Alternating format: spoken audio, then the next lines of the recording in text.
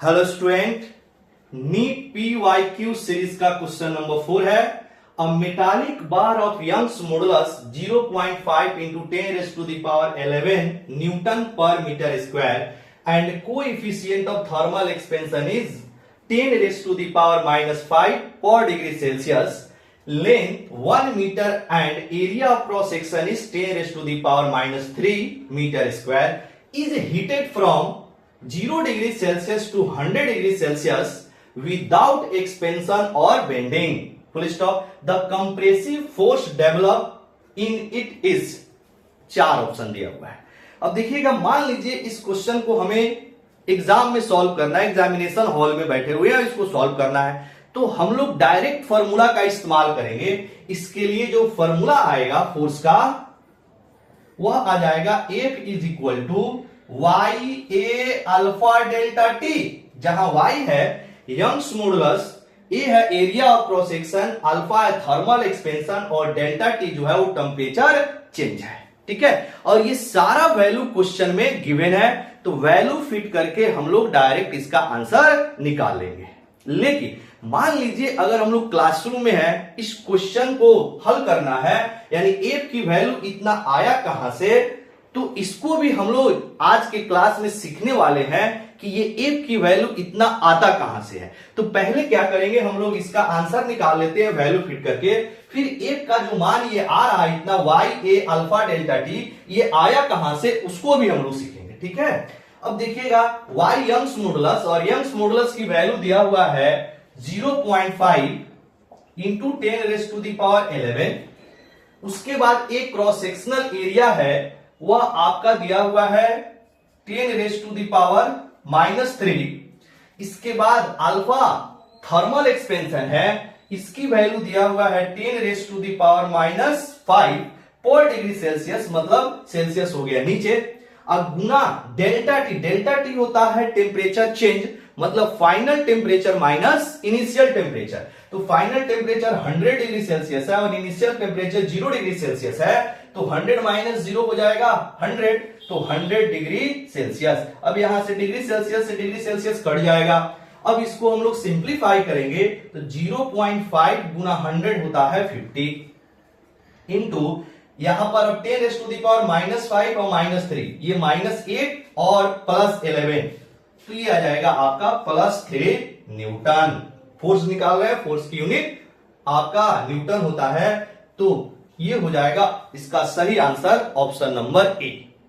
अब इसे देखते हैं कि ये वैल्यू एक बराबर Y A alpha delta T आता कैसे है, इसको भी आइए समझते हैं। मान लीजिए आपका एक रॉड है और इस रॉड के दोनों एंड को एक रिजिड सपोर्ट डाल दिया गया है, इसके दोनों एंड को, और नीचे से इसको हिट किया जा रहा है। तो जैसे ये हिट करेंगे तो जो आपका रॉड है या आपका मेटालिक बार है, वह थर्मल एक्सपेंशन के कारण बढ़ना चाहेगा, और ये बढ़ेगा तो ये रिजिड सपोर्ट पे फोर्स लगाएगा। अब रिजिड सपोर्ट है, ये आपका एक्सपेंड होने नहीं देगा, मतलब ये यह एक फोर्स एक्सपीरियंस करेगा। अब इस फोर्स को निकालने के लिए देखिए कैसे हम लोग पहुंचेंगे वहां तक। हमको पता है कि Young's modulus is equal to longitudinal stress upon longitudinal strain, और लॉन्गिट्यूडनल स्ट्रेस होता है फोर्स अपॉन एरिया, और लॉन्गिट्यूडनल स्ट्रेन होता है डेल्टा एल बाई एल। अब यहां से इसको सिंप्लीफाई करेंगे तो y is equal to F L divided by delta L into A. अब हम लोग को अगर एफ निकालना है तो यहां से क्रॉस मल्टीप्लाई करके अगर एफ निकालेंगे तो ये आ जाएगा y into A into delta L by L. ठीक, अब यहां से एफ इज इक्वल टू आ जाएगा y into A into delta L by L. अब डेल्टा एल बाई एल को हम लोग क्या करेंगे, थर्मल एक्सपेंशन के टर्म में इस वैल्यू को रखेंगे।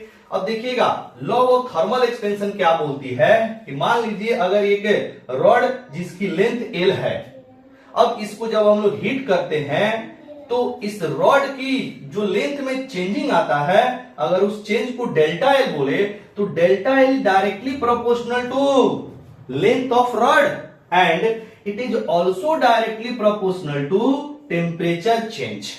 अब इस दोनों को जब एक साथ लिखेंगे तो ये आ जाएगा delta L is directly proportional to L into delta T. अब डायरेक्टली प्रोपोर्शनल को जब इक्वल में बदलते हैं तो एक कांस्टेंट आता है, तो delta L is equal to alpha L into delta T. यहां से ये प्रोपोर्शनल है और ये अल्फा, यहां कंफ्यूज नहीं होना है, ये प्रोपोर्शनल का साइन है और ये आपका अल्फा है। तो जब भी प्रोपोर्शनल को इक्वल में बदलते हैं तो ये कांस्टेंट आता है, तो यही कांस्टेंट आपका थर्मल एक्सपेंशन कहलाता है। अब देखिएगा यहां से अगर हम लोग डेल्टा एल बाई एल निकाले तो ये हो जाएगा अल्फा इंटू डेल्टा टी, ठीक है। अब ये डेल्टा एल बाई एल का मान हम लोग यहां फिट कर देते हैं। देखिए डेल्टा एल बाई एल का मान फिट करेंगे तो क्या आ जाएगा, यहां पर F is equal to Y A और डेल्टा एल बाई एल यहां से आ जाएगा अल्फा इंटू डेल्टा टी। यही आपका फोर्स का एक्सप्रेशन है और डायरेक्ट इसमें आप फॉर्मूला याद रहेगा तो वैल्यू फिट करके आंसर ला सकते हैं। क्लियर।